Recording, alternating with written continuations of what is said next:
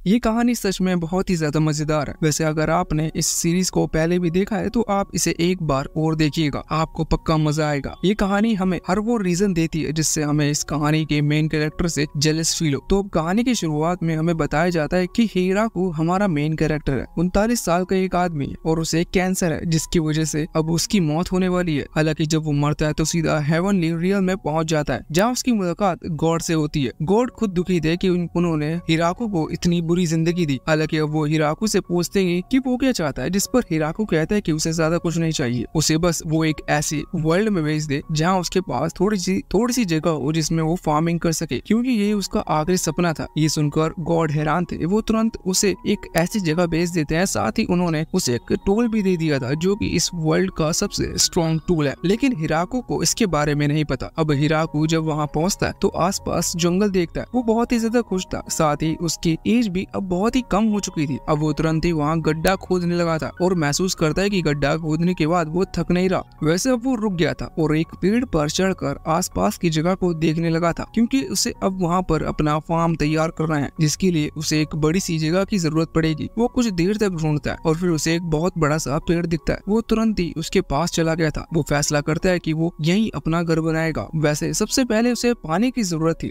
दूर दूर तक पानी का कोई निशान नहीं है, इसलिए वो वहीं गड्ढा खोदने लगा था। उसका जो मैजिक टूल है वो एक शॉवल में बदल जाता है, जिससे वो बहुत ही जल्दी एक बड़ा सा गड्ढा खोद लेता है। उसे पानी भी मिल चुका था। अब वो वापस से ऊपर आता है। उसे आसपास की जगह को बढ़ाना था, लेकिन वहाँ पर पेड़ लगे हुए थे, इसलिए वो उन पेड़ को काटना शुरू कर देता है। वो सोच रहा था कि उसे पता है कि पेड़ किस तरह से काटने हैं। वो पूरी कोशिश करने वाला था, लेकिन जब वो अपने मैजिक टूल को हल्की से पेड़ पर टच करता है तो वो पेड़ अपने आप ही कट जाता है। हिराकू खुश था कि अब उसे ज्यादा मेहनत करने की जरूरत नहीं पड़ेगी और वो सब कुछ जल्दी जल्दी कर लेगा। हालांकि इसके बाद अब वो और पेड़ काटते हुए वहाँ उनके वुडन प्लैंक से एक टेबल बना रहा था, लेकिन टेबल बनाते वक्त लगभग शाम हो चुकी थी। उसे याद आता है कि उसने आग का तो इंतजाम किया ही नहीं, इसलिए वो तुरंत कुछ सूखी पत्तियां जलाने लगता है। लेकिन अब तक शाम हो चुकी थी, जिस वजह से वहाँ रोशनी नहीं थी और इसी कारण से आग नहीं जल पाती। रात होने की वजह से अब उसे जगह चाहिए थी जहाँ वो रुक सके, इसलिए वो उस बड़े से पेड़ में एक होल कर देता है। यहाँ वो लकड़ियाँ से ग्लास वगैरह बना रहा था और सोच रहा था कि उसने गड़बड़ कर दी। उसे काम सोच समझकर करना होगा, वरना इस तरह से तो वो भूखा ही मर जाएगा। अब अगले दिन वो अपनी गलतियां सुधारता है और सबसे पहले आग जलाने की कोशिश करता है, जिसमें वो कामयाब हो चुका था। इसके बाद वो आसपास के पेड़ काटने लगा था, जिससे कि वो अपनी जगह को और ज्यादा बड़ा कर सके।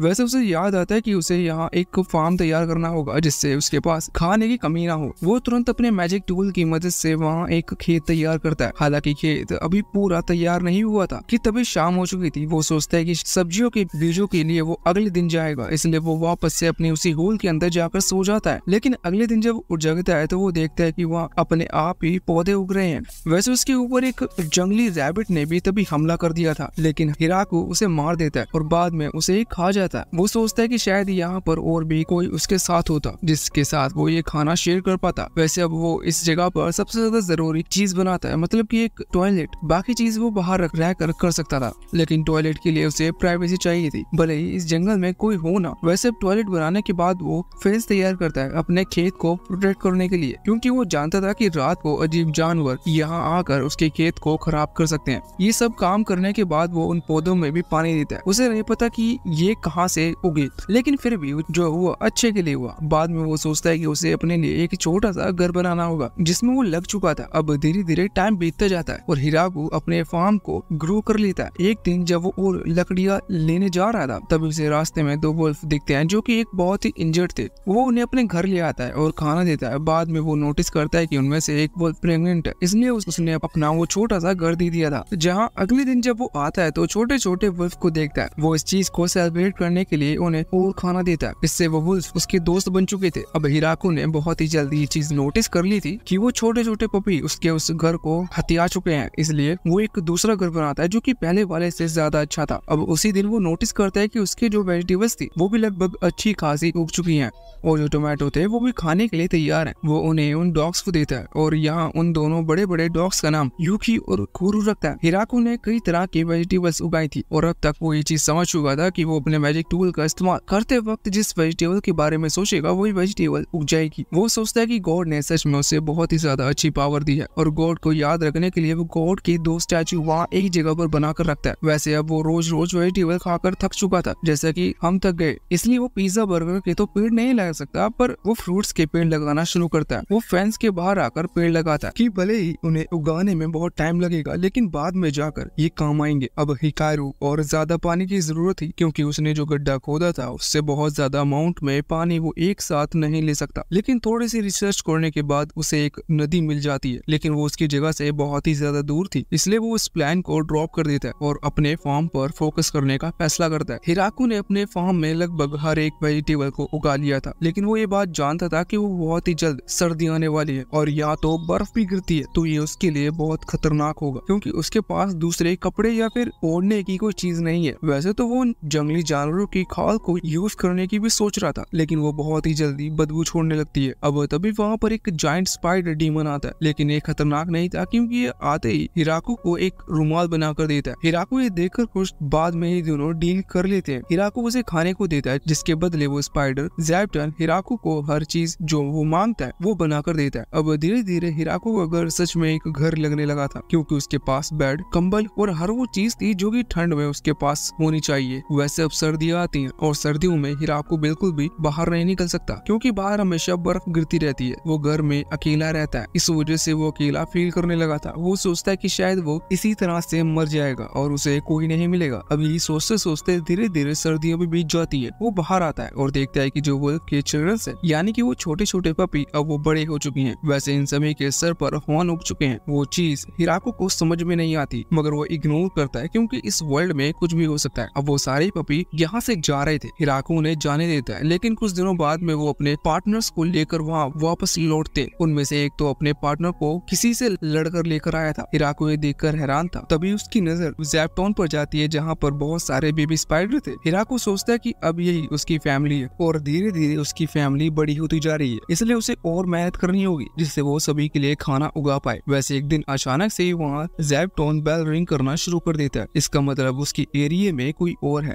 हिराकू तुरंत ही उस जगह पर भागता है और एक लड़की को देखता है, जो कि बिना प्लॉट आर्मर के एक पेड़ के पास बैठी हुई थी। ये छोटी बच्ची थी और अभी वो वुल्फ्स उस पर भौंक रहे थे। तभी हिराकू वहाँ पहुँचता है और तुरंत ही अपने कपड़े उतारकर उसे कवर करने के लिए उसे देता है, पर इतने में ही वो लड़की हिराकू की तरफ जंप करती है और उसकी गर्दन पर बाइट कर उसका ब्लड पीने लगती है, जिसके बाद वो उसे अच्छा सबक सिखाते हैं। वैसे ब्लड पीने के तुरंत बाद वो प्लॉट आर्मर वाली एक लड़की में बदल गई थी, लेकिन जब वो वुल्फ उस पर हमला करते हैं तो वो फिर से एक छोटी सी बच्ची बनकर वो नीचे डर कर बैठ जाती है। वो हिराकू से माफी मांगती है और कहती है कि उसने उसका ब्लड इसलिए पिया क्योंकि इससे उसकी एनर्जी रिकवर होती। वैसे वो उसकी मैसिव कैनस को देखने के लिए हिराकू उसे अपना ब्लड ऑफर करता है, जो सुनकर वो लड़की हैरान थी, पर वो उसके ब्लड को पी लेती है। बाद में हिराकू से अपना फार्म दिखाता है, जो देखकर वो लड़की बहुत ही ज्यादा खुश थी। और आज हिराकू भी खुश था, क्योंकि उसे बहुत टाइम बाद कोई ऐसा पर्सन मिला जिससे वो अपनी लैंग्वेज में बात कर पा रहा है। अब रात हो चुकी थी। हिराकू उसे अपने घर पर लेकर आता है। हिराकू आज खुश था, क्योंकि आज उसे बहुत सारे सरप्राइज मिले हैं। वैसे अब हिराकू उस लड़की से यहीं पर रुकने को कहता है, क्योंकि वो नहीं चाहता कि वो फिर से अकेला हो जाए। लेकिन वो लड़की कहती है कि वो एक वैम्पायर है, उसका नाम लुलू है। लेकिन हिराकू उससे कहता है कि उसे इस चीज से कोई फर्क नहीं पड़ता कि वो वैम्पायर है। अब वहाँ वो लुलू समझ रही थी कि वो शायद वो उसे प्रपोज कर रहा है, लेकिन हिराकू ऐसा नहीं कर रहा था। वो उसे यहाँ पर रुकने का कहना चाहता था, पर जब वो ये चीज समझ लेती है इसने गलत समझ लिया है, तो फिर वो इस चांस को नहीं जाने देता और उससे शादी की रिक्वेस्ट करता है, जिसे लुलू ने एक्सेप्ट कर लिया था। इस शादी में हिराकू सच में बहुत ज्यादा खुश था। अब उनके बीच में ना जाने क्या हुआ कि अगले दिन वो बहुत ही एनर्जेटिक फील कर रहे थे। वो और पावर से अपने फार्म को बढ़ाना शुरू कर देते हैं और अब तो लुलू भी उसके साथ काम कर रही थी। वैसे अब तभी फिर से ज़ैप्टन वहाँ उस बेल को रिंग करता है और ये लोग जब बाहर आते हैं तो उस बार हिराकू को एक डबल मैसिव कैनन वाली एंजल गर्ल मिलती है। इसके ऊपर भी उन वोल्स ने हमला कर दिया था। इसे देखने के बाद हिराकू सोच रहा था कि सच में कहानी तो बहुत ही ज्यादा इंटरेस्टिंग होती जा रही है। वैसे अब हिराकू उसे भी बचाता है और अपने घर पर लेकर आता है, जहाँ वो एंजल लुलू से बात कर रही थी। हमें पता चलता है कि वो एंजल लुलू को जानती है, हालांकि वो दोनों ही डिप्रेस थे, क्योंकि उन दोनों को ही यहाँ एंट्री बिल्कुल सेम तरीके से हुई। वैसे वो मैसिव कैनन वाली लड़की यहाँ अपना नाम तिया बताती है और फिर वो लुलू से पूछती है कि ये लड़का कौन है, जिस पर लुलू ज्यादा शर्मा गई थी और शर्माते हुए बताती है कि ये मेरा हस्बैंड है। जो सुनकर तिया हैरान थी। हालांकि तिया ये बताती को यहाँ इसलिए पकड़ने के लिए आई क्योंकि लुलू पहले ही बहुत सारे कासल डिस्ट्रॉय कर चुकी है और उसके ऊपर एक बहुत ही बड़ी बाउंटी है। लुलू बताती है कि वो भी इसलिए भागकर इस जंगल में आ चुकी है, जहाँ वो उन वुल्फ के हाथों बहुत बुरी तरह से पीटी और फिर बाद में हिराकू ने उसकी जान बचाई। हालांकि इसके बाद लुलू तिया को उनके यही रुकने का ऑफर देता है। वो पहले उसे अपना फार्म दिखाता है।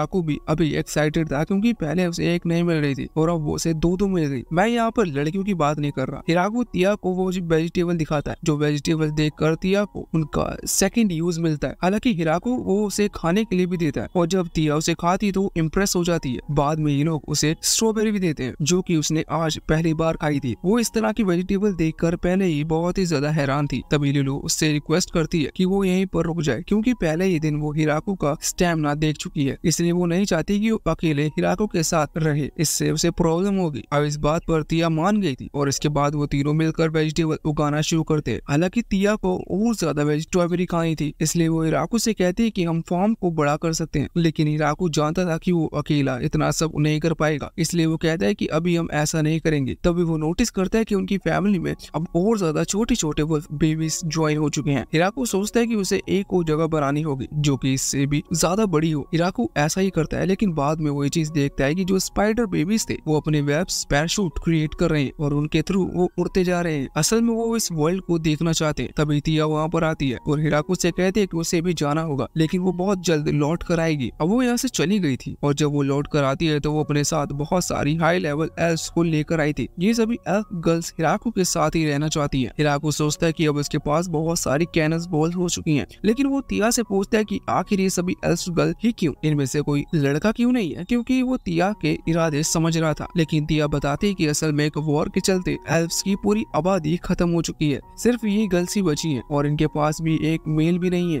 इसलिए फैसला करते हैं कि ये फिर उनसे अपनी आबादी रिपॉपुलेट करेंगे और इस चीज में उन्हें हिराको की मदद की जरूरत है। अब हिराको उन्हें अपने इस छोटे से घर में रख लेता है और घर सच में छोटा था, इसलिए वो हिराको से परमिशन मांगती है कि क्या वो खुद की स्किल से एक दूसरा घर तैयार कर सकती है। हिराको उन्हें परमिशन दे देता है। बाद में वो घर बनाना शुरू करती है और जब वो पूरी तरह से घर बनाते हैं तो वो यहाँ हिराको की उस झोपड़ी से भी लाख गुना ज्यादा अच्छा था, जिस वजह से हिराको डिप्रेस हो चुका था। पर बाद में जब वो उनके घर के अंदर आकर उस जगह को देखता है तो वो बहुत इम्प्रेस होता है और सोचता है कि अच्छा ही हुआ, क्योंकि वो अपनी उस छोटी सी झोपड़ी के अंदर उन सभी गर्ल्स के साथ, मतलब इन सभी गर्ल्स को एक साथ वहाँ कैसे रख सकता है। वैसे वो उन एल्फ गर्ल के पास ज्यादा कुछ करने को नहीं था, इसलिए वो अपने स्किल का ही इस्तेमाल करने लगती है। वैसे तो उनके पास बहुत सा टैलेंट है, लेकिन अभी वो सिर्फ कुछ मेटल आइटम्स बना रही थी, जैसे कि बर्तन वगैरह। हिराको ये देखकर हैरान था कि उन्हें ये काम भी आता है। वो बताता है कि वो 200 साल से ये सब करती आ रही है, जो सुनकर हिराको हैरान था। पर वेल्स बताते हैं कि उनका मेन मकसद तो उनकी पॉपुलेशन को फिर से रिपॉपुलेट करने का है। अब हिराको इतना बड़ा बेवकूफ है कि उनका इशारा भी नहीं समझ पाता और उन्हें ऑल द बेस्ट कहकर वहाँ से चला जाता है। वैसे जब वो बाहर फार्मिंग कर रहा था तो वो तब एक एल्फ उसके पास आती है और उससे कहती है कि क्या वो इन वीड्स का इस्तेमाल कर ब्रेड बना सकती है। हिराको ये सुनकर हैरान था, लेकिन वो हाँ कर देता है। बाद में वो एल्फ मिलकर ब्रेड तैयार करती है जो सभी लोग खाते हैं और सभी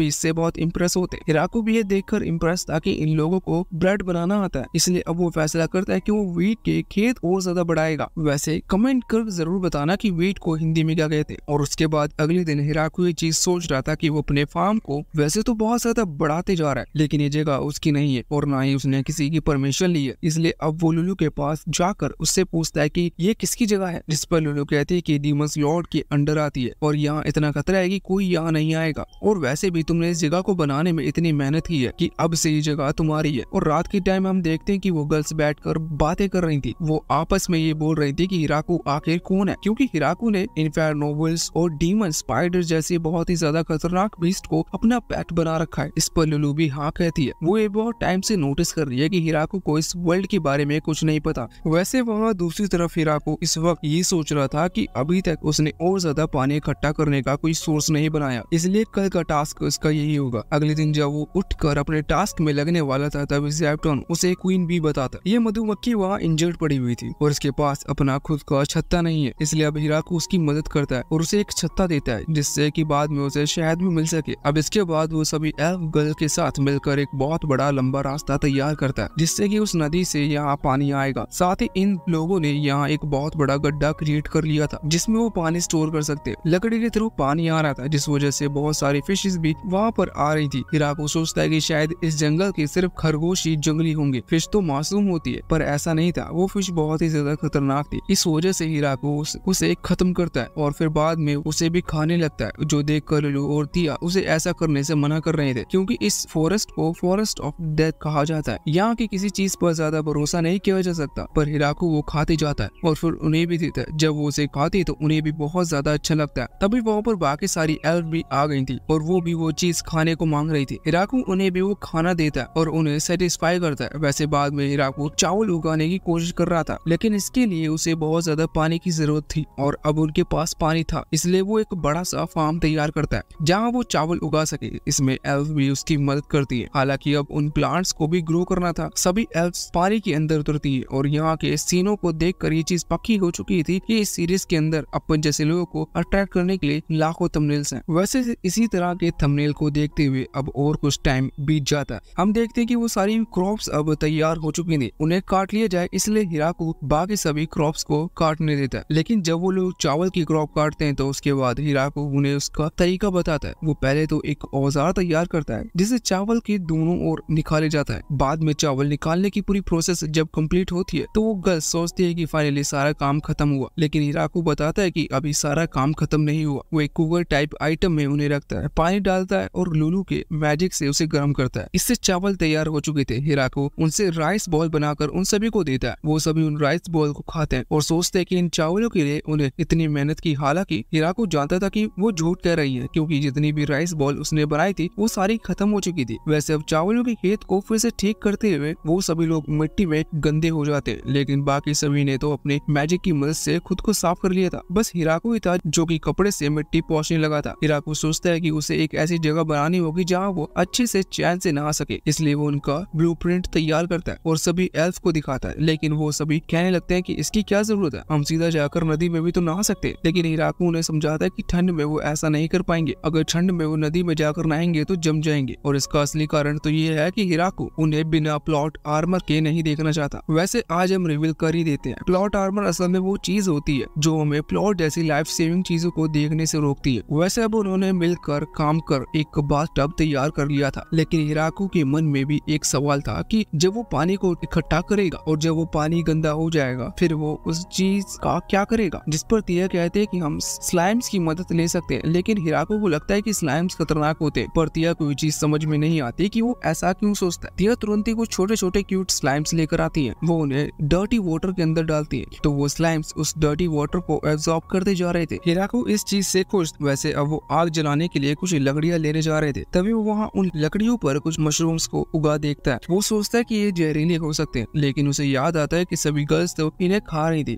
इसलिए वो फैसला करता है कि वो अलग से लकड़ियां लगाएगा जिससे कि वो मशरूम्स की फार्मिंग कर पाए। वैसे अब कुछ टाइम की मेहनत के बाद वो नहाने की जगह को पूरी तरह से तैयार हो चुकी थी, लेकिन सभी गर्ल्स को पता नहीं था कि इसका इस्तेमाल कैसे करते। इसलिए हिराकू अपने कपड़े उतारता है, अंदर जाता है और उन्हें बताता है कि यहाँ पर कैसे नहाया जाता है, जो देखकर वो गर्ल्स खुश थी और वो तुरंत ही अपने प्लॉट आर्मर को हटाते हुए वहाँ जमकर नहाने लगती है। इस वजह से हिराकू को अपने दोनों हाथ से किसी चीज को छिपाना पड़ रहा था। वैसे अब कुछ दिनों बाद कुछ वोल्स जंगल में जाते हैं और वहाँ से और एल्फ गर्ल्स को लेकर आते हैं। हिराकू उनसे मिलकर थोड़ा सा हैरान था, क्योंकि उसे लगा था कि सिर्फ इतनी ही एल्फ बची हुई है। हालांकि वो एल्फ भी यहाँ पर रुकने का डिमांड करती है, जिस पर हिराकू हाँ कर देता है, क्योंकि मोर गर्ल्स मोर प्लॉट डेवलपमेंट। वैसे वहाँ कोरू मतलब कि वहाँ वुल्फ अभी हिराकू को देखते हुए अपनी पूरी स्टोरी को याद कर रहा था। हमें भी उसकी स्टोरी बताई जाती है। कोरू असल में वो इन्फेर्नो वुल्फ है जो इतना ताकतवर था कि वो अपनी जिंदगी में एक भी फाइट नहीं आ रहा था, लेकिन फिर भी उसकी मुलाकात एक दिन यूकी से हुई। यूकी मतलब उसकी वो वाइफ वुल्फ जिससे वो पहली बार हारा। बाद में हम देखते हैं कि यूकी का पेट बड़ा हो चुका है, मतलब कुछ हुआ है, और इस बात से कोरू फैसला करता है कि वो यूकी को प्रोटेक्ट करेगा।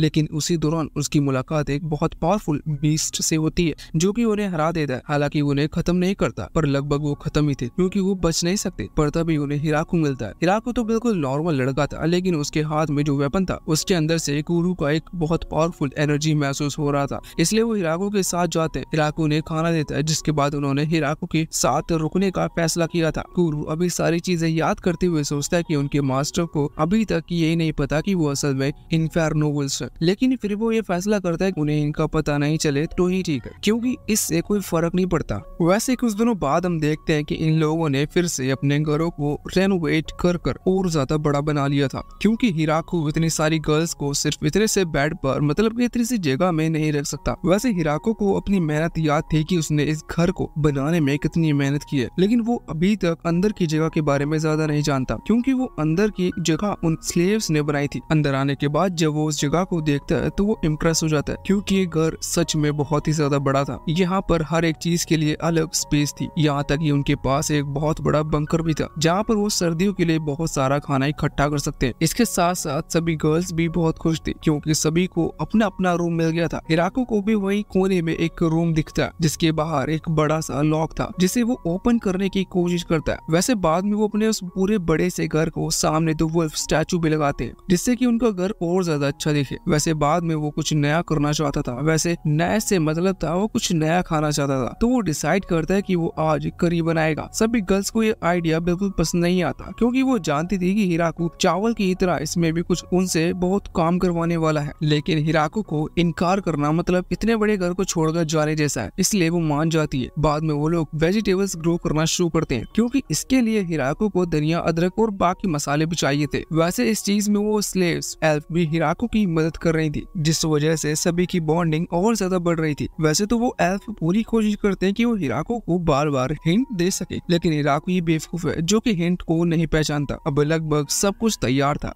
बस नान बनाना जरूरी था, इसलिए वो लोग उस काम को भी जल्दी जल्दी निपटाते हैं और बाद में उस नई डिश को पहली बार ट्राई करते हैं। हिराको को इसके लिए बहुत सारे नेगेटिव रिव्यूज मिले थे क्योंकि इस चीज को बनाने में बहुत टाइम लगा था, लेकिन हिराको जानता था कि उन्हें चीज पसंद आएगी क्योंकि इसे खाने के बाद वो सभी प्रेग्नेंट वुमेन को लग रही थी। वैसे अब लगभग सर्दियां आ गई थी जिसके लिए उन्होंने सब कुछ तैयारी कर ली थी, मतलब सारा खाना जमा करके रखा था। लेकिन फिर भी हिराको को एक और आइडिया आता है। वो सोचता है कि वो जो वेजिटेबल्स हैं वो सर्दियों भर तक तो ठीक नहीं रह सकती, इसलिए वो एक फ्रीजर तैयार करता है। वो बाहर लकड़ियों के बॉक्स क्रिएट करता है जिसमें वो सब्जियां रखेगा और उसके ऊपर एक कपड़ा ढक देगा जिससे बर्फ जब उनके ऊपर गिरेगी तो वो सब्जियां खराब नहीं होगी। मतलब उसने इस वर्ल्ड में भी रेफ्रिजरेटर बना लिया था। साथ ही वो देखता है कि ज़ेबटून मतलब कि वो स्पाइडर अब हाइबरनेट के लिए जाने वाला है, मतलब वो सर्दियों में सोएगा, इसलिए हिराको उसे खाना देता है और उससे बहुत सारे ब्लैंकेट्स वगैरह ले लेता है। वैसे अब सब तैयारी हो चुकी थी लेकिन फिर भी हिराको सोच रहा था कि काश उसे मैजिक यूज करना आता।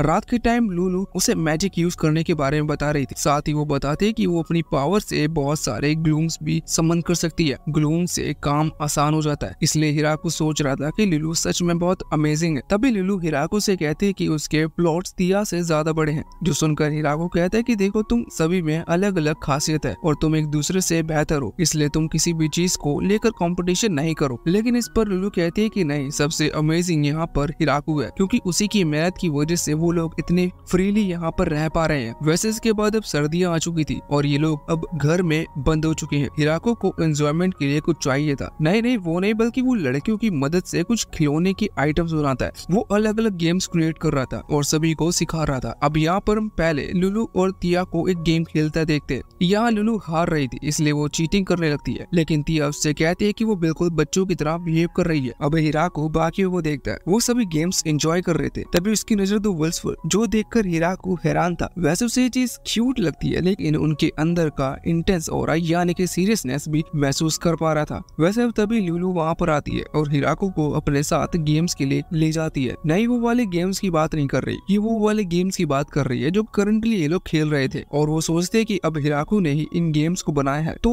इन्हें आराम से जीत ही जाएगा। लेकिन बाकी सभी गर्ल्स मिलकर हिराको और लुलू को दोनों को ही हरा देती है, जिस वजह से वो दोनों ही डिप्रेस में चले जाते हैं। वैसे बाद में वो चेक करते हैं कि उन्होंने जो रेफ्रिजरेटर क्रिएट किया है वो बहुत अच्छी तरह से काम कर रहा है। अब इसी तरह से सर्दियां लगभग बीत गई थी पर वो लोग भी उन गेम्स को खेलकर बोर हो चुके थे, इसलिए हिराको कुछ एक्टिव गेम्स क्रिएट करता है जिन्हें खेलते हुए वो अपनी सर्दियां काटते हैं। हालांकि जब सर्दियों का आखिरी दिन था तभी वहाँ ज़ेबटून बेल रिंग करता है, इसका मतलब यहाँ कोई और आ रहा है। जब भी वहाँ पहुँचते हैं तो देखते हैं कि वहाँ एक बहुत बड़ा ड्रैगन इन्हीं की तरफ आ रहा है, लेकिन तिया बताती है कि कोई ड्रैगन नहीं है, वो एक वाइबर्न है। अब वाइबर्न मतलब क्या होता है इस चीज के बारे में हमें जानने की जरूरत नहीं क्योंकि इसका स्क्रीन टाइम वो बस सीन से भी कम है। वैसे अभी तो इसे आधे देख ये थोड़े से घबरा गए थे, इसलिए आगे बढ़ते हैं। तभी वो वाइबर्न यहाँ उस जायंट ट्री पर हमला करता है, लेकिन ये लोग मैजिक की मदद से उस ट्री को बचा लेते हैं। बाद में सभी वो फिर से उसे रोकने की कोशिश कर रहे थे, लेकिन किसी का मैजिक इतना पावरफुल नहीं था कि वो वाइबर्न को रोक पाए। पर तभी हिराको अपने हाथ को नीचे करता है और एक स्पीयर समन करता है और फिर उसे जैसे ही वो उसे उस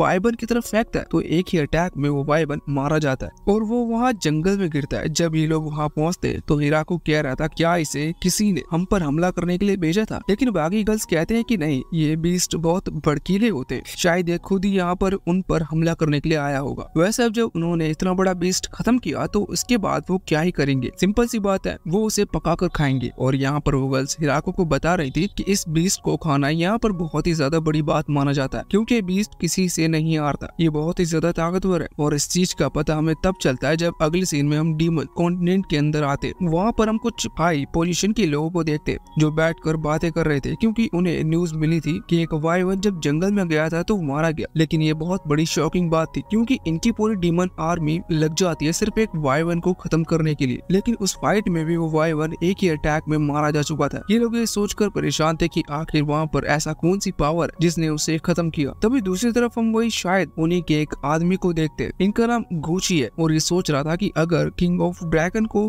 वहाँ भेजा जाए तो शायद वो भी मारा जाएगा, क्योंकि गुची ने पर्सनली हिराकू का वो अटैक अपनी आंखों से देखा था। अब अगले दिन हम देखते हैं कि हिराकू जो अपने फॉर्म में वेजिटेबल्स को देख रहा था, तो वो सोच रहा था कि उसने खाने की बहुत सी चीजें तैयार कर ली है और सारा खाना टेस्टी भी है, लेकिन अभी तक वो किसी चीज को मिस कर रहा है। तभी उसे याद आता है कि वो वाइन, वैसे वो जो वाइन बनाएगा उसे हम जूस कहेंगे, क्योंकि ये एक फैमिली फ्रेंडली चैनल है। अब यहाँ पर उसने सभी गर्ल्स को इकट्ठा कर लिया था। वो उनसे कहता है कि वो एक नई चीज बना रहे हैं। इसके बाद उन्हें ग्रेप्स के पेड़ के पास लेकर आता है। वो लकड़ी के एक बॉक्स क्रिएट करते हैं। ये बॉक्स बहुत बड़ा था जहाँ वो सारे अंगूर उसमें डाल देते हैं और इसके बाद उनके अंदर से उन्हें जूस निकालता है। अब इनके पास कोई मशीनरी तो है नहीं, इसलिए वो गर्ल्स उसमें जंप कर देती है और अब आप साफ साफ स्क्रीन पर देख ही सकते हो कि हेवन कैसा होता है। वैसे अभी इस चीज में बहुत मेहनत लगने वाली है, लेकिन एक गर्ल कहती है कि हमें गाना गाते हुए काम करना चाहिए। वैसे अब गाना खत्म होता है और उनका काम भी खत्म होता है। उन्होंने बहुत बड़े बैरल्स भरकर जूस तैयार कर लिया था। दूसरी तरफ हम वहाँ गॉड को देखते हैं जो कि इस वक्त गॉडेस ऑफ एग्रीकल्चर के साथ थे। वैसे भी गॉडेस ऑफ एग्रीकल्चर गुस्सा है, क्योंकि उन्होंने हिराकू को एक ऐसी जगह में भेज दिया जो कि बहुत ही ज्यादा खतरनाक है। साथ ही उन्होंने हिराकू को माइटी टूल देकर ये बताया कि वो एक फार्मिंग टूल है, जबकि वो असल में एक लेजेंडरी वेपन है और उसको यूज करने में हिराकू 1 घंटे में ही मारा जाता है। किसी भी नॉर्मल ह्यूमन की लाइफ फोर्स से कम करता है। लेकिन असल में इन्होंने हिराकू को इतनी ज्यादा अच्छी बॉडी दी कि उसका जो लाइफ फोर्स है वो अपने आप ही रिफिल होते जाता है। इसी वजह से वो अभी तक मरा नहीं। अभी भी ये गॉड लोग थोड़े से गुस्सा थे, क्योंकि हिराकू ने एक स्टैचू बहुत ओल्ड बनाया है। वैसे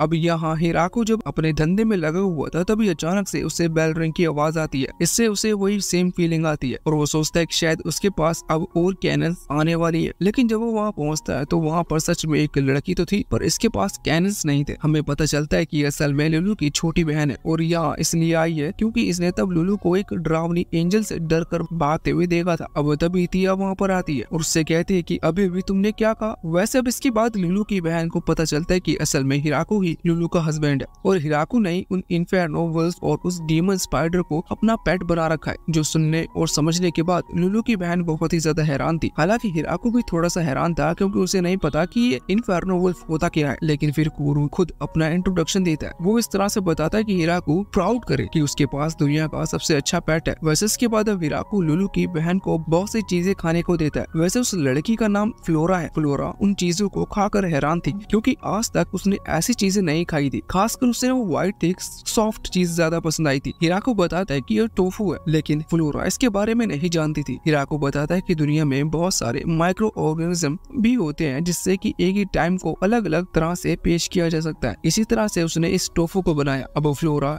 इंटरेस्टेड थी और सारी चीजें जानने के लिए, इसलिए वो ये रुकना चाहती थी। वैसे अभी उसे जाना होगा, क्योंकि उसे कुछ और लोगों को लाना है। वो जाती है और एक बहुत बड़ी मेड आर्मी वहाँ पर लेकर आती है। हिराकू इतनी सारी मेड्स को देखकर हैरान था। वो मेड्स अभी हिराकू से कह रही थी कि हिराकू जैसा चाहे उन्हें यूज कर सकता है। पर वहाँ दूसरी तरफ तिया इस बात से उदास हो चुकी थी, क्योंकि वो याद करती है कि सभी लोग यहाँ की पॉपुलेशन इंक्रीज करने में हेल्प कर रहे हैं, लेकिन अभी तक उसकी तरफ से कोई यहाँ पर नहीं आया, इसलिए वो उड़कर चली जाती है। वैसे वो उन एल्व्स को लेकर आई थी, लेकिन वो उसकी रेस यानी कि उसकी प्रजाति की नहीं है, इसलिए अब वो जाती है और 3 और एंजल्स को लेकर आती है। साथ ही वो कुछ लिजर्ड मैन्स को भी लेकर आई थी। साथ ही वो लिजर्ड मैन्स कहीं से मुर्गियों को भी पकड़ कर लेकर आए थे। हिराकू सोच रहा था कि अब सच में यहाँ की पॉपुलेशन बहुत ही ज्यादा बढ़ गई है, लेकिन वो इस चीज को लेकर खुश था। अभी वो लिजर्ड मैन स्ट्रेंथ में बहुत ही ज्यादा अच्छे थे, इसलिए वो सारा लेबर यानी यहाँ उठा रखने का काम वही करते हैं। साथ ही उनके लीडर के हाथ पर एक स्कॉर्पियो भी था, जिससे पता चल सके कि उसका लीडर कौन है। दूसरी तरफ वहाँ मेड परेशान थी क्योंकि उनके पास कुछ करने को नहीं था। हिराकू देखता है कि उन्हें खाना बनाना नहीं आता, इसलिए अब हिराकू उनकी मदद करता है। हमें बाद में पता चलता है कि ये जो मेड्स हैं ये असल में क्लैन को बिलोंग करती हैं, इसी वजह से उनके सर पर भी एक हॉर्न है। बाद में हिराकू खड़े होकर सोच रहा था कि उसका लैंड बहुत ही ज्यादा ग्रो कर चुका है और वहाँ की पॉपुलेशन भी बहुत ज्यादा हो चुकी है। और पॉपुलेशन के बारे में जैसे ही उसने सोचा तभी पॉपुलेशन की भूखी एक एल्फ वहाँ पर आती है। कमाल की बात तो ये है कि वो एल्फ जंगल से बहुत सारी एल्फ्स को लेकर आई थी और ये सच में गिनती में बहुत सारी थी। हालांकि हिराकू का सवाल अभी तक बदला नहीं था, वही पिछली बार वाला सवाल वो फिर से पूछता है कि आखिर इन लोगों के साथ कोई भी आदमी क्यों नहीं है, जिस पर वो एल्फ कहती है कि इनके साथ आदमी थे लेकिन वो जंगल में ही मारे गए। अब समझ में नहीं आ रहा था कि आदमियों को कोई क्यों मार रहा है और ये बचकर कैसे आ सकती है और खासकर ये इस तरह के जंगल में ही क्यों आ रही है। वैसे तभी वो एल्फ कहती है कि हिराकू को इस चीज की चिंता नहीं करनी चाहिए क्योंकि उन्होंने सोच लिया था कि वो उनके मेंस की पॉपुलेशन कैसे बढ़ाएगी। हालांकि हिराकू इस पर उन्हें ऑल द बेस्ट कहता है, पर मनी मन वो सोच रहा था कि उसे ये क्वेश्चन करना ही नहीं चाहिए था। वैसे अब हिराकू उन सभी को एक जगह पर इनवाइट करता है और सभी से कहता है कि हमारा विलेज बहुत ही ज्यादा होता जा रहा है, इसलिए हमें इसके लिए एक नाम चाहिए। वो लोग आइडिया देते हैं कि हमें इसका नाम किसी जंगल पर रखना चाहिए, लेकिन जंगल का नाम फॉरेस्ट ऑफ डेथ है जो कि सुनने में बहुत डरावना है और भूतिया गाँव लगेगा। इसी वजह से ये लोग वो नाम नहीं रखते। पर फिर बाद में जब ये बाहर निकलते हैं तो इन्हें वो जायंट ट्री दिखता है, इसलिए हिराकू इस विलेज का नाम द ग्रेट ट्री विलेज रखता है।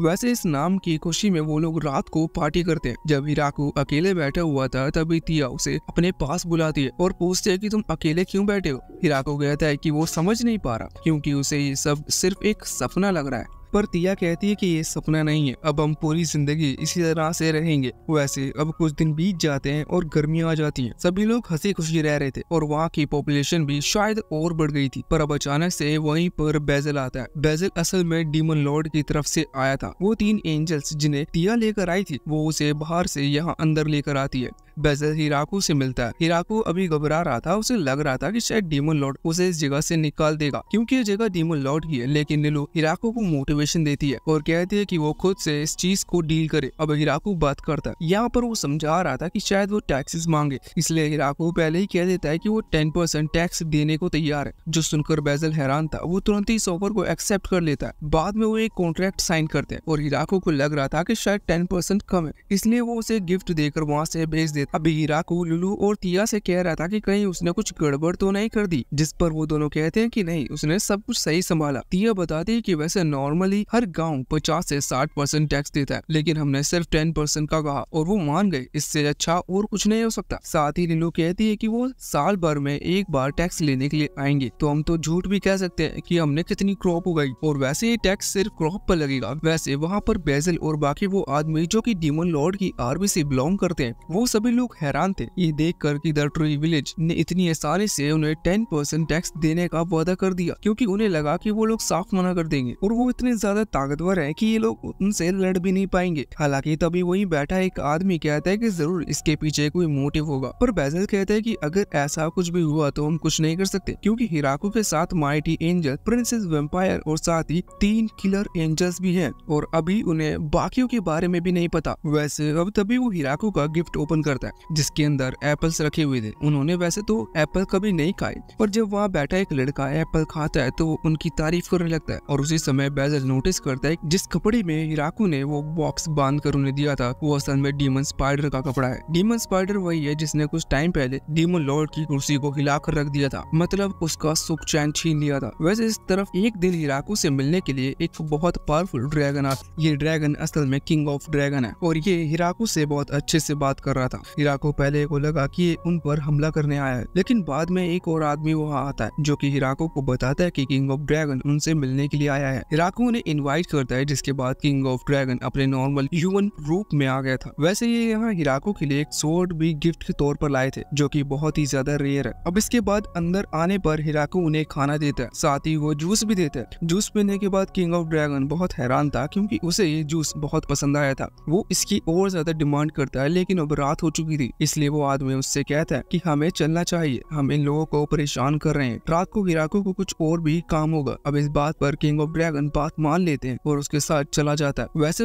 उस किंग ऑफ ड्रैगन का नाम ड्राइम है। वैसे इनके यहाँ आने पर एक कारण था कि हिराको का जो विलेज है वहाँ उस जंगल को पार कर दूसरी तरफ की किंग ऑफ ड्रैगन मतलब कि ड्राइम का एक लैंड है, इसलिए चाहते हैं कि इनके बीच में दोस्ती बनी रहे। इसलिए वो दोस्ती का हाथ बढ़ाने आए थे, जो कि हिराको ने बहुत अच्छे से हैंडल किया। वैसे हिराको सोचते हैं कि अगर इस तरह से और भी विजिटर्स आते हैं तो उन्हें और जगह की जरूरत पड़ेगी, क्योंकि कुछ विजिटर्स रात को रुक भी सकते हैं। इसलिए अब वो गेस्ट हाउस तैयार करता है। बाद में जब उनके वहाँ पर गेस्ट आते हैं तो प्रॉब्लम नहीं होगी कि लिजर्ड मैन और वो 3 किलर एंजल्स उनकी तरफ भागती है। अब इतना देखकर तो वो कोई भी विजिटर डर ही जाएगा। इसलिए हिराको फैसला करता है कि वो बेल को चेंज करेगा। उसने ज़ैक्टोन को 2 बेल दे दी थी और कहा था कि अगर कोई खतरा ना हो तो तुम दूसरी बेल दबाना, जिस पर ज़ैक्टोन हाँ करता है। और बाद में हिराको लुलू और तिया से कहता है कि अगर कोई विजिटर आता है तो वो तीनों उनका वेलकम करेंगे। हालांकि इन मेट्स को ये चीज पसंद नहीं आती। उनकी लीडर कहती है कि ऐसे में आपको खतरा हो सकता है, इसलिए आपको और भी लोगों को ले जाना चाहिए। इसलिए हिराको कुछ हाई लेवल मेट्स और साथ ही कुछ लिजर्ड मैन को साथ ले जाने के लिए हाँ कर देता है। वैसे जो विजिटर्स यहाँ रात को रुकेंगे उनसे इन्हें थोड़ा सा खतरा है, क्योंकि इन्हें नहीं पता कि जो यहाँ पर आने वाला है उसका इंटेंशन क्या है। इसलिए हिराको फ्लोरा के पास जाता है। फ्लोरा के पास एबिलिटी है कि वो कई दिनों तक बिना सोए जाग सकती है। अगर उसके पास प्लॉट होता तो ये एबिलिटी उसके बहुत काम की होती। हालांकि जैसे वो फ्लोरा ये बात करता है तो फ्लोरा तुरंत इस चीज के लिए हाँ कर देती है। वैसे अब कुछ दिनों बाद उनके वहाँ पर बहुत सारे विजिटर्स आते हैं। ये असल में किसी दूसरे गाँव से आए थे और ये इनके साथ ट्रेडिंग रिलेशन बनाने के लिए आए थे। अब इनका वेलकम किया जाता है और ये बहुत सारे थे। इन्हें खाने के लिए चीज भी चाहिए थी और रात के टाइम में इन्हें एक कमरे में बंद कर दिया गया था। हिराको बाकी से पूछता है कि वो इनके साथ ऐसा बिहेव क्यों कर रही है, जिस पर गर्ल्स बताते हैं कि ये कुछ भी गिफ्ट्स लेकर नहीं है, उन्हें गिफ्ट चाहिए थे। वो मीट्स की लीडर कहती है कि उसे और ज्यादा बड़ी स्वॉर्ड चाहिए, इस वजह से वो उनसे गुस्सा है और उन्हें स्पेशल ट्रीटमेंट नहीं मिलेगा। बाद में जब उनके लिए खाने का इंतजाम होता है तो उन्हें खाने भी कम दिया जाता है और साथ ही उन्हें वो जूस भी नहीं दिया जाता। लेकिन हिराको ने फोर्स करवाता है और टेबल पर जूस रखता है और वो जो विलेजर्स थे वो बहुत ही खुश थे। वैसे इस पार्टी के दौरान डील वगैरह की बात होती है और साथ ही तभी तिया उस लड़के के पास जाती है जो कि उन विलेजर्स का लीडर बनकर आया है। उसके साथ बैठती है और पूछते कि आखिर वो उन पर नजर रखे क्यों है, जिस पर वो लड़का कहता है कि हाँ वो डर रहे थे और उन्होंने सोचा वो 1-2 लोगों को दूर हटा देंगे, जिससे कि अगर यहाँ कोई प्रॉब्लम होती है तो वो लोग भागकर गांव में जाकर ये चीज बता सकें कि ये जगह खतरनाक है। वैसे हिराको तिया की इन्फॉर्मेशन निकलवाने वाली इस टेक्निक को देखकर बहुत इम्प्रेस था। वैसे ये लोग बताते हैं कि ये इनके लिए कुछ चीजें भी लेकर आए हैं। आज के लिए वो कुछ जगह चम्मच वगैरह लेकर आए थे जो कि आयरन या स्टील और से बनी हुई थी, जो देखकर हिराको इम्प्रेस होता है और कहता है कि हाँ ये काम की चीज है। वैसे वो लोग हिराको से ये डिमांड करते हैं कि अगली बार से हिराको उनके विलेज आए, क्योंकि उनका ये विलेज और हिराको का विलेज बहुत ही ज्यादा दूर है। इस वजह से उन्हें ट्रैवल करने में परेशानी होती है। हिराको को भी परेशानी तो होती है, पर ये उसे ज्यादा याद आता है कि उसके पास कोरू और बाकी सभी विल्स हैं जो कि उसकी मदद करेंगे, इसलिए वो हाँ कर देते हैं। अब ट्रेडिंग रिलेशन बनने के बाद वो सारे विलेजर्स वहाँ से जाने लगे थे, लेकिन वो लास्ट में जाने से पहले वो आदमी हिराको से माफी मांगता है और कहता है कि माफ करना, हम तुम्हारे लिए गिफ्ट लेकर नहीं आए। वो बताता है कि उनका गाँव बहुत ही ज्यादा गरीब है, इसलिए वो किसी चीज को अफोर्ड नहीं कर सकते। वो प्रॉमिस करता है कि अगली बार वो कुछ न कुछ लेकर आएंगे, लेकिन हिराको कोई बड़े गिफ्ट की उम्मीद नहीं रखे। हिराको कहता है कि साइज मैटर नहीं करता, तो सामने वाले का दिल मैटर करता है। अब इस दिल को तसल्ली देने वाली लाइन को सुनने के बाद वो लोग वहाँ से चले गए थे। वैसे फाइनली वो दिन आता है जब ये लोग अपना सामान लेकर उधर जाते हैं। जब तिया गई थी उन सारे लिजर्ड मैन्स को लेकर, वैसे दूसरी तरफ इनका रिलेशन हुआ ड्रामिया की किंग ऑफ ड्रैगन के साथ भी अच्छा चल रहा है। वो अक्सर यहाँ पर अपना ट्रेजर लेकर आता है क्योंकि उसे इनका जूस बहुत पसंद है। लेकिन एक दिन जब वो और ज्यादा जूस के लिए आया था तभी तिया सील कर लौटती है और बताते है कि उसने सब कुछ बेच दिया। बाद में पता चलता है कि उसने तो जूस भी सारा उन गाँव वालों को बेच दिया। वैसे वो गाँव वाले पहले डर रहे थे, लेकिन बाद में फिर उन्हें इनके खाने को एक्सेप्ट कर लिया था। तो अब जूस खत्म हो जाने की वजह से ड्राइम बहुत ही ज्यादा दुखी था, पर हिराको उससे प्रॉमिस करते कि वो रात को उससे ज्यादा अच्छी क्वालिटी का जूस पिलाएगा, जिस पर ड्राइम खुश था। वैसे अब तभी तिया कहते हैं कि वो विलेज से एक न्यूज लेकर आए। वो विलेज लीडर से रिक्वेस्ट कर रहे थे कि उनके वहाँ पर कुछ लोग हैं और वो चाहते हैं कि वो यहाँ हिराको के साथ रहे। अब हिराको को पहले शक था, पर तिया इस शक को कंफर्म करती है और कहती है कि वो सभी लड़कियां हैं। अब हिराको खुद भी जानता था कि वो कुछ नहीं करने वाला, इसका मतलब फ्यूचर में वो लोग बूढ़े होकर ऐसे ही मर जाएंगे। इसलिए हिराको कहता है कि इस बार तुम कुछ लड़कों को भी साथ लेकर आओगे, जिससे कि उनका फ्यूचर बच सके। अब इस पर तिया हाँ कर देती है। बाद में जब वहाँ वो बीस्ट गर्ल आती है जिनके बारे में विलेज लीडर ने कहा था, तो उनके साथ में कुछ छोटे बच्चे भी आते हैं। हिराको का मतलब कुछ छोटे बच्चों से बिल्कुल नहीं था, पर तभी वो एक बीस्ट गर्ल लेकर आती है। एक बीस्ट गर्ल कहती है कि ये अभी नहीं पर फ्यूचर में उनके काम आएंगे। वैसे एक दिन जब हिराकू काम कर रहा था तो नोटिस करता है कि उसके अलावा यहाँ हर कोई मैजिक का इस्तेमाल कर सकता है, यहाँ तक कि वो छोटी छोटी स्लैम्स भी मैजिक का इस्तेमाल कर सकती थी। पर फिर हिराकू सोचता है कि उसे इम्पॉसिबल चीजों पर फोकस ना करते हुए इस चीज पर फोकस करना चाहिए जो वो कर सकता है, इसलिए वो फार्मिंग ही करने लगता है। पर तभी एक एंजल वहाँ पर उड़ते हुए आती है और हिराकू से कहती है कि एक वाइल्ड वैनम और एक जंगली भालू आपस में लड़ रहे हैं। वो खतरनाक बीस्ट है जिस वजह से ये तीनों किलर एंजल्स मिलकर भी उन्हें नहीं रोक पा रही। हिराकू तुरंत ही उसे वहाँ से लेके जाने को कहता है, जिसके बाद वो एंजल उसे पकड़कर उड़ाकर वहाँ से ले जाने लगती है। उस जगह पर पहुँचने के बाद हिराकू कहता है कि मुझे थोड़ा और करीब लेके चलो। जब वो वहाँ पर आते हैं तो हिराकू अपने स्पीयर से उन दोनों को एक ही अटैक में खत्म कर देता है, जो देखकर तीनों किलर एंजल्स बहुत ही ज्यादा हैरान थी। वैसे कुछ दिनों बाद इनकी विलेज में कुछ ड्रॉफ आते जो कि किसी काम से आए होंगे, मगर वो बताते कि उन्होंने हिराकू की वाइन की बहुत ही तारीफ सुनी है। साथ ही वो हिराकू से कहते हैं कि वो हिराकू की तरह वो वाइन तो नहीं बना पाते, पर उन्होंने खुद का एक तरीका ढूंढा है। वो यहाँ पर अपनी लाई हुई वाइन, सॉरी मैं वाइन कह रहा हूँ, हमें जूस कहना चाहिए, मैं वो वाइन ही लाए थे। वो हिराकू को वाइन पिलाते। हिराकू जब उसे पीता है तो उसे पता चलता है कि ये तो सच में बहुत ही ज्यादा अच्छी है। वैसे अब इस चीज को लेकर वो लोग पार्टी करते हैं। पार्टी खासकर इस बात से भी थी कि वो नई बीस्ट गर्ल यहाँ विलेज में एंटर की है, तो उन्हें पार्टी देना जरूरी है। पार्टी के दौरान उन ड्रॉफ का लीडर अभी बाकी गर्ल्स की तरफ देख रहा था। तभी हिराकू से पूछता है कि क्या उससे कोई पसंद है, तो इस पर वो ड्रॉफ्स का लीडर कहता है कि वैसे तो ये सारी ब्यूटीफुल है, लेकिन उसे इस तरह की लड़कियां पसंद नहीं। वो बताता है कि उसे मस्कुलर और दाढ़ी वाली लड़कियां पसंद है। उसकी बहुत ही अजीब फैंटेसी थी, पर हम कुछ नहीं कर सकते। और ये सुनकर हिराकू भी थोड़ा सा अजीब लग रहा था। वैसे एक दिन जब हिराकू अपने काम धंधे पर लगा हुआ था, तभी इस ज़ेप्टोन वहाँ बाहर बेल रिंग करता है। हिराकू जब बाहर आकर देखता है तो वहाँ एक ड्रैगन उनके विलेज पर हमला कर रहा था, पर तभी एक दूसरा ड्रैगन जाकर उस पहले वाले ड्रैगन को रोकने लगता है। ये दूसरा वाला ड्रैगन असल में ड्राइम था,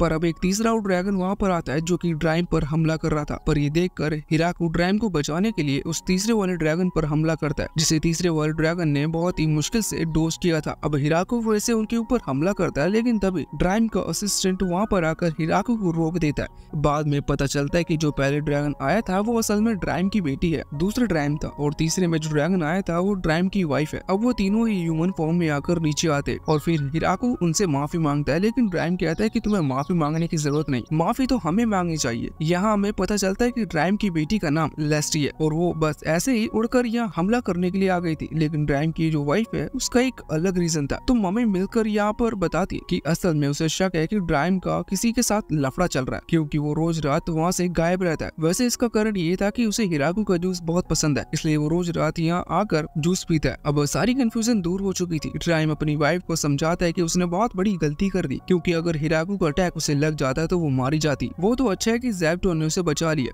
असल में ज़ेप्टोन ड्राइम का पुराना दोस्त है और इसी वजह से वो ड्राइम और उसकी वाइफ को जानता है, इसलिए उसने पहले ड्राइम को वहाँ सामने से दूर कर दिया था। वैसे सिचुएशन को देखते हुए ड्राइम अपनी वाइफ को समझाता है कि इस वजह से वो यहाँ पर आता है क्योंकि हिराकू बहुत ज्यादा ताकतवर है, तो उसे में ऐसा लगा कि वो कॉन्ट्रैक्ट बनाकर रखना चाहिए। उसकी बात सही थी, लेकिन मम्मी मिलकर और ज्यादा समझदार है, इसलिए वो अपनी बेटी से कहते हैं कि अब उसे वो यहाँ पर रुकेगी। अब आप समझ ही गए होंगे कि क्यों, इसलिए मुझे बताने की जरूरत नहीं। अब हिराकू ने तो उसे बस एक अनाथ आश्रम खोल रखा था, इसलिए वो लेस्टी को भी यहाँ उनके साथ रहने की परमिशन दे देता है। हालांकि लेस्टी के साथ उसे थोड़ा सा संभल कर रहना होगा, क्योंकि लेस्टी अपनी पावर का पूरी तरह से कंट्रोल नहीं है। वो जब गलती से छींकती है तभी वहाँ एक धमाका हो जाता है और हिराकू समझ जाता है कि फ्यूचर में लेस्टी बहुत प्रॉब्लम क्रिएट करेगी। वैसे कुछ दिनों बाद हम देखते हैं कि हिराकू सोच रहा था कि आखिर वो लेस्टी का क्या करे, क्योंकि वो वैसे भी कुछ चीज तो करने नहीं वाला, इसलिए उसे कुछ जरूरी काम ही होगा। तो अभी वो तिया से पूछता है। तिया बताती है कि इस तरह के ड्रैगन बहुत समझदार होते हैं, इसलिए डील्स वगैरह का काम लेस्टी संभाल सकती है। अब हिराकू उसे चीज सौंप देता है। कुछ दिनों बाद हम देखते हैं कि बेजल यानी कि डीमन लॉर्ड का वो आदमी यहाँ पर आता है। आज वो टैक्स कलेक्ट करने नहीं बल्कि कुछ चीजें लेने आया था, लेकिन जब वो वहाँ आकर लेस्टी को देखता है तो उसकी फट जाती है। वो डर गया था क्योंकि वो लेस्टी को देखते ही पहचान गया था कि ये ड्रैगन ऑफ डिस्ट्रक्शन है और ये बेवकूफ ड्रैगन है, ये किसी की भी नहीं सुनती। पर वो सोच रहा था कि ये यहाँ पर क्यों है और इतनी शांत क्यों है। वैसे यहाँ पर 10 बॉक्स ऑरेंज लेने के लिए आया था, लेकिन लेस्टी कहती है कि उनके पास ऑरेंज नहीं बचे, अगर उसे स्ट्रॉबेरी चाहिए तो वो उसे स्ट्रॉबेरी दे सकती है। अब बेजल इतना ज्यादा डर चुका था कि वो उस बात पर ध्यान नहीं देता और कहता है तुम्हें जो देना है वो दे दो। बाद में उसे 10 बक्से दे दिए जाते हैं और लेस्टी और हिराकू कहते हैं कि अगर तुम चाहो तो तुम इन्हें काउंट कर सकते हो। लेकिन अभी बेजल तो यहाँ से निकलने का टाइम काउंट करने लगा था। जैसे वो पैसे वगैरह देता है तो वो तुरंत ही वहाँ से भागता है। वो जब वापस अपनी जगह पर पहुंचता है तो बाकियों को बताता है कि उसने वहाँ लेस्टी यानी ड्रैगन ऑफ डिस्ट्रक्शन को देखा। वो एक ऑलमाइटी ड्रैगन है। इसलिए वो बाकी सभी लोग भी बहुत ज्यादा हैरान हो चुके थे। वो सोच रहे थे कि पहले वो उस पर नजर रखेंगे, लेकिन वो देखकर हैरान था कि आखिर हिराको की स्ट्रेंथ और ज्यादा बढ़ते कैसे जा रही है। लेकिन फिर भी बेसिल ने फैसला किया था कि वो किसी न किसी तरह से हिराको की मिलिट्री फोर्स को काउंट करके रहेगा, जिसके लिए उसे एक जासूस की जरूरत है और इसमें बहुत खतरा है। इसलिए वो अपनी बेटी को चुनता है। उसकी बेटी का नाम फ्लोरम है, या ये नाम फ्लोरा की तरह है, लेकिन हम क्या कह सकते हैं। अब फ्लोरम बहुत ही ज्यादा कॉन्फिडेंस थी। वो अपने फादर से प्रॉमिस करके आती है कि वो सारी इन्फॉर्मेशन निकाल कर आएगी। वो वहाँ सीधा जंगल के ऊपर टेलीपोर्ट होती है, जहाँ उसकी मुलाकात लेस्टी से होती है। लेस्टी उसका वेलकम करती है, लेकिन फ्लोरम उससे ज्यादा बात नहीं करती क्योंकि वो जानती थी कि लेस्टी कितनी ज्यादा स्ट्रॉन्ग है। अब फ्लोरम एक चार्ट लेकर आई थी जिसमें वो सभी की इन्फॉर्मेशन लिख रही थी, लेकिन धीरे धीरे कर उसका कॉन्फिडेंस गिरने लगता है क्योंकि वो वहाँ पर हर उस पावरफुल पर्सन को देख रही थी जिसका नाम इस दुनिया में फेमस है। वैसे एक पावरफुल ड्रैगन से लेकर एक छोटे से स्पाइडर तक उसने सभी का नाम नोट कर लिया था, लेकिन अब बस इनका लीडर बचा हुआ था, मतलब कि हिराको। वो सोच रही थी कि इनका लीडर इनमें से सबसे ज्यादा पावरफुल होगा, पर अब तभी वहाँ पर हिराको आता है और वो उसे देखकर हैरान हो जाती है क्योंकि हिराको एक कमजोर सा लड़का लगता है। वैसे वो वहाँ से चली गई थी। बाद में वो जाकर लेस्टी से मिलती है। वो लेस्टी से घुलने मिलने की कोशिश कर रही थी। वो यहाँ उससे बात करती है, उससे पूछते है कि वो लोग हिराको के साथ क्यों है। हिराको तो इतना कमजोर लगता है, लेकिन लेस्टी बताते है कि हिराको इतना ताकतवर है कि वो उसकी मदर को भी हरा सकता है, जो सुनकर फ्लोरम हैरान थी। वैसे हिराको इन दोनों की बात करते हुए नोट करता है। वो यहाँ पर आता है, लेकिन फ्लोरम लेस्टी से तो अच्छे से बात कर रही थी, लेकिन हिराको जब भी आता है तो वो घबरा कर वहाँ से भाग जाती है, जो चीज हिराको को अजीब लग रही थी। वैसे कुछ दिनों बाद हम देखते हैं कि अब वो अपना बिजनेस ओपन करने के सोच रहे थे। इस पर फ्लोरम उन्हें आइडिया देता है कि अगर वो चाहे तो वो समुद्री इलाकों में जाकर वहाँ अपना सामान बेच सकते हैं, क्योंकि इन लोगों को इस तरह की चीजें नहीं मिलती, इसलिए वो इसके बदले उन्हें समुद्री खाना देंगे। और अब फ्लोरम को इसके बारे में ज्यादा अच्छी नॉलेज भी थी, इसलिए वो उसके साथ जाने को कहती है। वैसे अब वहाँ से लेस्टी, फ्लोरम और लिजर्ड मैन निकल चुके थे। वो उस जगह पर पहुँचते हैं और वहाँ के एक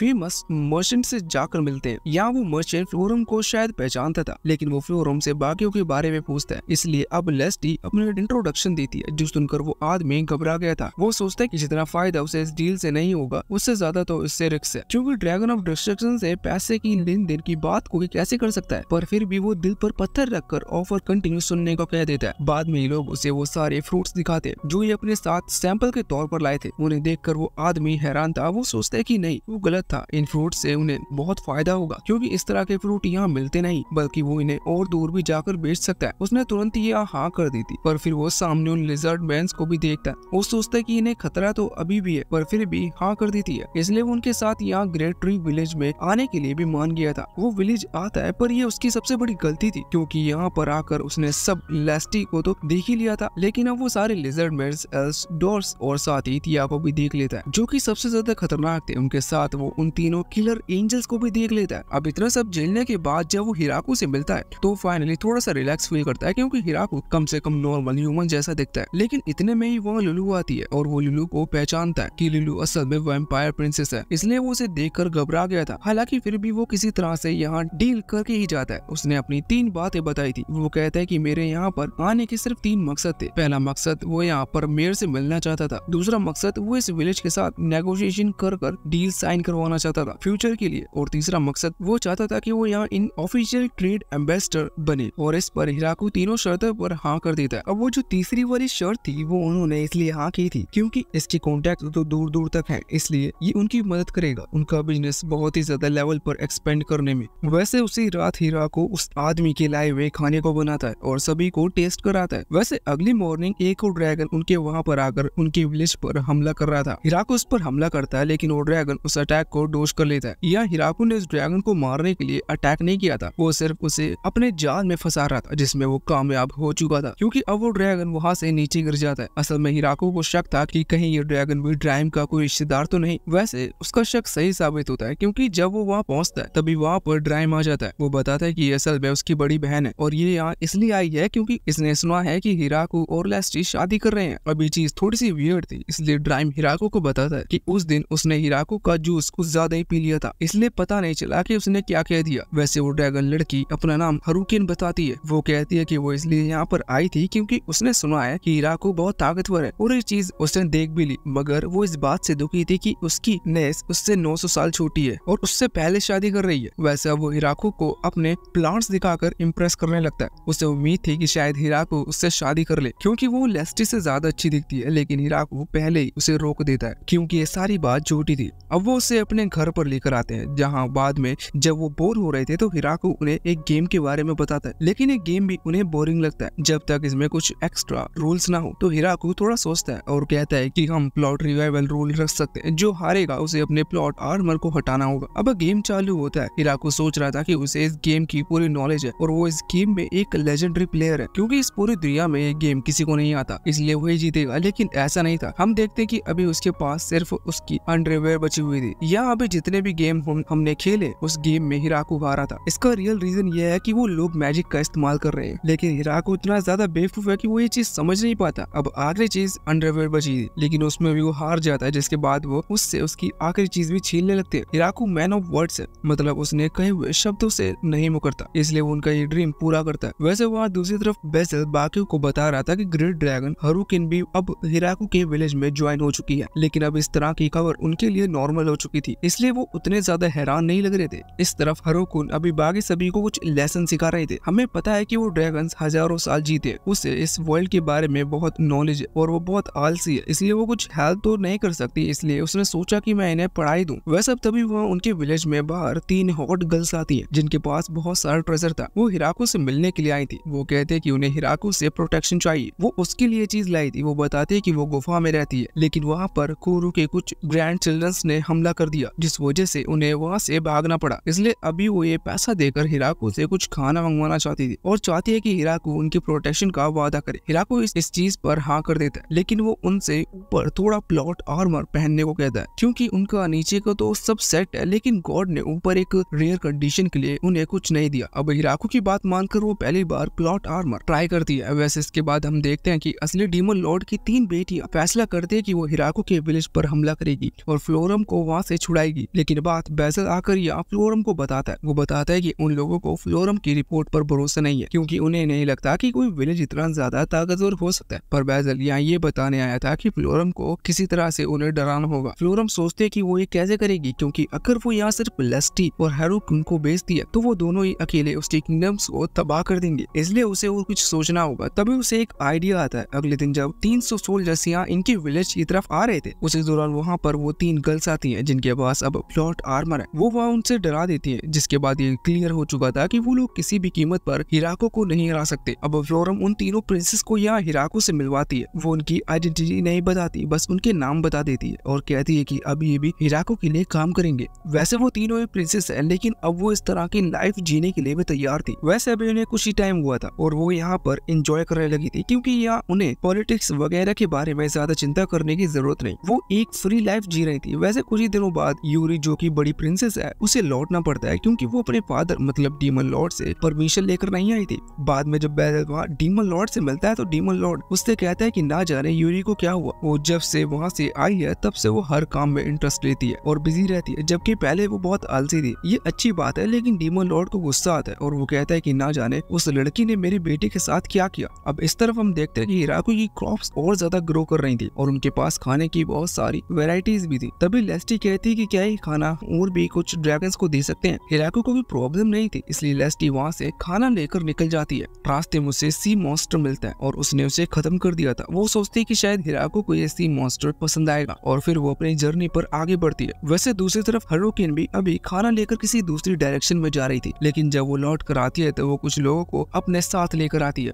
वैसे इस कहानी में मेल्स बहुत कम है, इसलिए ऑब्वियस सी बात है कि ये भी फीमेल ही थी। वैसे ये माउंटेन्स गर्ल है और ये एल्फ क्लैन को ही बिलोंग करती है, मगर ये अलग टाइप की है। अब इनके बारे में ज्यादा जानने की जरूरत नहीं, बस दिक्कत ये थी कि पहाड़ों पर इन्हें खाने की कमी हो रही थी, इसलिए हिराकू की मदद मांगने के लिए आई है। अब हिराकू थोड़ा सा सोच में पड़ जाता है, जो देखकर इन गर्ल्स की लीडर कहती है कि हाँ हम समझ सकते हैं, हम अजनबी हैं और तुम हम पर भरोसा नहीं कर सकते। लेकिन हिराकू कहता है कि नहीं, वो बस ये सोच रहा था कि वो लोग आखिर रुकेंगे कहाँ, क्योंकि उनके पास अभी जगह की कमी पड़ रही है। तो इस पर वो गर्ल्स की लीडर कहती है कि अगर वो चाहे तो उसके कमरे में वो लोग रुक सकते हैं, उन्हें ज्यादा जगह नहीं चाहिए, वो बारी बारी से बेड शेयर कर लेगी। लेकिन हिराकू कहता है कि नहीं, उन्हें ऐसा करने की जरूरत नहीं है। वैसे बाद में हम देखते हैं कि हिराकू ने सभी से तंग आकर एक खुद का पर्सनल बाथरूम बना लिया था, जो कि उसके लिए एक बहुत बड़ा अचीवमेंट है। वैसे अब 1-2 दिन बाद हिराकू नोटिस करता है कि लुलू का बिहेवियर कुछ अलग है। वो अभी रेस्ट कर रही थी और उससे पूछता है। वो कहती है कि उसे अजीब सा फील हो रहा है, शायद ऐसा क्लाइमेट चेंज की वजह से हो रहा है और शायद वो बीमार है। तभी वो बीस्ट गर्ल उससे पूछती है कि क्या उसे इकट्ठा करने का मन कर रहा है, जिस पर लुलू हाँ करती है। तो बीस्ट गर्ल हैरान हो जाती है। वो बताती बताती है कि सेम ऐसी चीज वहाँ गाँव में एक और लेडी के साथ हुई थी।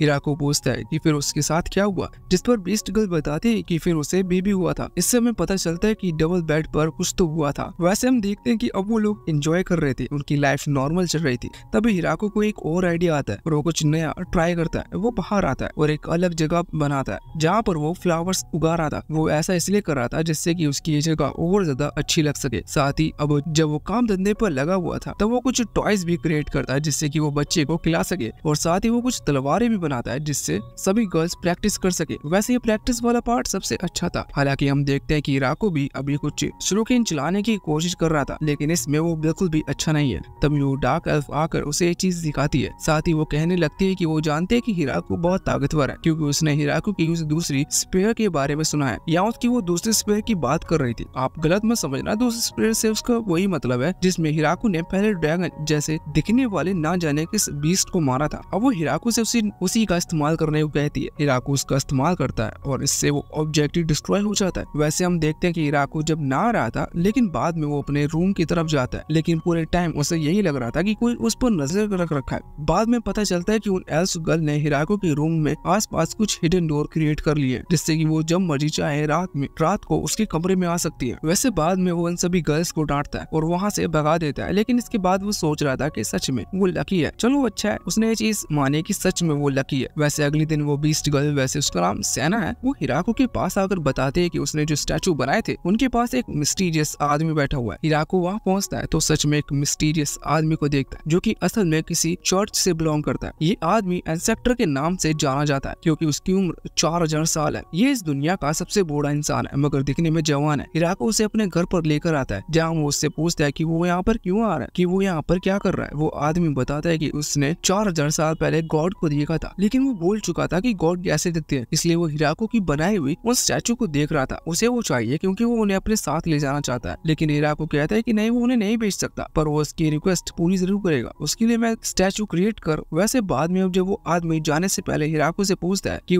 इसके बाद में क्या चाहिए, तो हिराको कह देता है कि उन स्टैचू बेचे नहीं, उसने सिर्फ उसे ये बना कर दिए। लेकिन बाद में वो आदमी पहले तो प्रीस्ट से मिलता है और उस चर्च में उस स्टैचू को रखवाता है, और इसके बाद हिराको के पास एक बहुत ही महंगा पियानो बेचता है। ये पियानो बहुत ही अच्छा था और बाकी सारी गर्ल्स का अटेंशन में ग्रैब कर रहा था, लेकिन वो गर्ल्स उसे प्ले नहीं कर पाती क्योंकि वो सोचती है कि अगर ये टूट गया तो वो क्या होगा, क्योंकि ये बहुत एक्सपेंसिव है। लेकिन बाद में वो रिक्वेस्ट करती है, जिसके बाद हिराको उसे ट्रेड एम्बेसडर से रिक्वेस्ट करता है। वैसे उसका नाम माइकल है। वो उन्हें एक पुराना पियानो अरेंज करवा कर देता है जिससे कि लोग सीख सकते हैं। अब इससे सभी गर्ल्स बहुत खुश हो गई थी, लेकिन हिराको को प्रॉब्लम हो चुकी थी क्योंकि अब वो रात को सो भी नहीं पाता क्योंकि हर एक गर्ल बारी बारी प्रैक्टिस करती है, जिस वजह से 24 घंटे वो पियानो बजता रहता है। वैसे एक दिन हिराको और लुलू साथ बैठे हुए, जहाँ हिराको लुलू से कह रही थी कि वो प्रेग्नेंट है, उसका इस तरह से चलना क्या ठीक होगा, जिस पर लुलू कहती है कि हाँ। बाकी सभी गर्ल्स ने उससे इंकरेज किया है कि उसे एक्सरसाइज करनी चाहिए जिससे बच्चा हेल्थी हो। वैसे बाद में हम देखते हैं कि सभी गर्ल्स अभी लुलू से डिमांड कर रही थी कि क्या वो उसकी हेल्प कर सकती है, लेकिन लुलू कहती है कि उसे किसी चीज में हेल्प नहीं चाहिए, पर वो हेल्प करना चाहती है। अब लुलू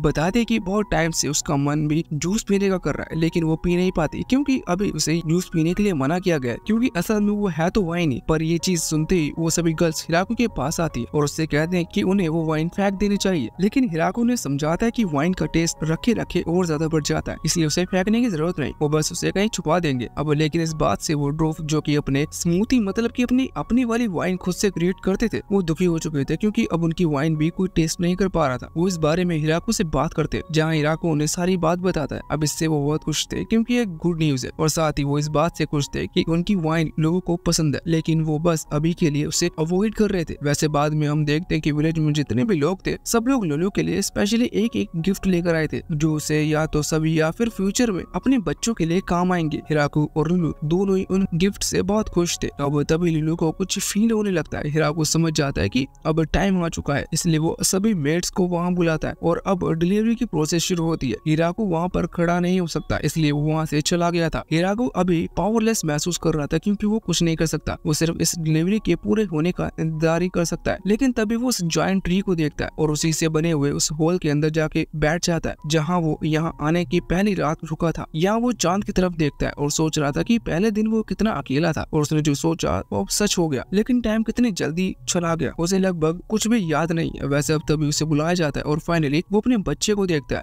वो उसे उठाता है और अपनी पिछली लाइफ को याद करते हुए उससे कहता है कि तुम्हें स्ट्रॉन्ग बनना होगा। तभी लुलू कहते हैं कि इसे हम दोनों मिलकर स्ट्रॉन्ग बनाएंगे। वैसे अब वो दोनों अपने बच्चे का नाम एल्फ्रेड रखते हैं। बाद में हम देखते हैं कि हिराकू सभी को कुछ गिफ्ट देना चाहता था क्योंकि उन्हें इस पूरे गांव को बनाने में उसकी इतनी मदद की है। वो मेटल से कुछ कॉइन्स क्रिएट करने लगता है। उन कॉइन्स पर वो जायंट ट्री बनाता है। वो सभी को बताता है कि इन कॉइन्स को किसी भी चीज को बाय करने में यूज कर सकते हो। उसके गांव के अंदर एक तरीके से ये पैसे की तरह काम करते हैं। अब लेकिन ये सिर्फ यही करेंसी है और हिराकू सारे कॉइन्स खुद से बनाता है और सबको उनके काम के हिसाब से कॉइन्स दे देता है। सब उन कॉइन्स का यूज करना शुरू कर देते हैं। हिराकू इस चीज से बहुत खुश था। बाद में वो दिन आ जाता है जिस दिन वो हिराकू के न्यू बॉर्न बेबी के लिए पार्टी करने वाले थे। यहाँ पार्टी के दौरान सभी गर्ल्स बहुत टाइम बाद उस जूस को पी रही थी क्योंकि लुलू नहीं पी पाती थी, इसलिए उन्होंने भी उसे पीना बंद कर दिया था। वैसे तभी वो ड्रूफ्स का लीडर वहाँ पर आता है और उन्हें नया बैरल दिखाता है जिसके अंदर उन्होंने एक दूसरा जूस बनाया है जो कि पहले वाले से ज्यादा अच्छा है। वो सभी को वो जूस सर्व करते हैं और वहाँ पर उस ड्रॉफ को उम्मीद थी कि लुलू सबसे ज्यादा जूस पिएगी क्योंकि उसे सबसे ज्यादा इच्छा थी। लेकिन लुलू कहती है कि अब वो एक मम्मी मिलकर बन चुकी है, इसलिए वो ये सब चीज ज्यादा कंज्यूम नहीं कर सकती। और इस पर वो ड्रूफ कहते हैं कि ठीक है तो फिर तुम इसे सेव करके रखो जिससे कि तुम इसे रोज थोड़ा थोड़ा कंज्यूम कर सकती हो। हालांकि तब हिराकू कुछ कहता है कि क्यों ना हम इसे पूरी तरह से सील कर 20 साल के लिए रख दे। इससे जब उनका बेटा यानी कि एल्फ्रेड बड़ा होगा तब वो साथ में एंजॉय कर पाएंगे। हालांकि तब ये ड्रूफ मर चुका होगा। वैसे भी पार्टी इसी तरह से चलती है। दूसरी तरफ हम वहाँ डीमन किंगडम में आते हैं जहाँ हम देखते हैं कि उन्हें भी हिराकू के बच्चे के बारे में पता चल चुका था। साथ ही वो खुशी भी थे और हिराकू को कांग्रेचुलेशन करने के लिए एक लेटर रख रहे थे। इस तरफ तिया बाकी सभी को बताते हैं कि अभी जंगल में और भी ऐसे लोग हैं जिन्हें घर नहीं मिल रहा और उन्हें भी एक घर चाहिए। हालांकि अब इनके विलेज में इतनी जगह नहीं है कि और ज्यादा लोगों को जमा कर सके, इसलिए वो एक और नया आइडिया ढूंढते हैं। लुलू कहते हैं कि क्यों ना हम एक और विलेज बनाए जो कि आइडिया सभी को पसंद आता है। तिया कहती है कि हम इस विलेज का नाम द ग्रेट ट्री विलेज 2 रखेंगे। वो फैसला करते हैं कि जिस तरह से हिराकू ने उनकी मदद की थी वैसे ही वो बाकियों की मदद करेंगे और एक बहुत बड़ा किंगडम क्रिएट करेंगे। वैसे वहाँ वो ड्रूफ अभी भी दुखी था क्योंकि उसका बनाया हुआ वो जूस किसी ने पूरा नहीं खत्म किया। अगर आप उसकी मदद करना चाहते हो तो इस वीडियो पर लाइक कर दीजिएगा। हम ऐसी कहानी के साथ फिर से लौटेंगे, इसलिए चैनल को सब्सक्राइब भी कर लीजिएगा। अब इसी के साथ ही वीडियो यहीं पर एंड होता है।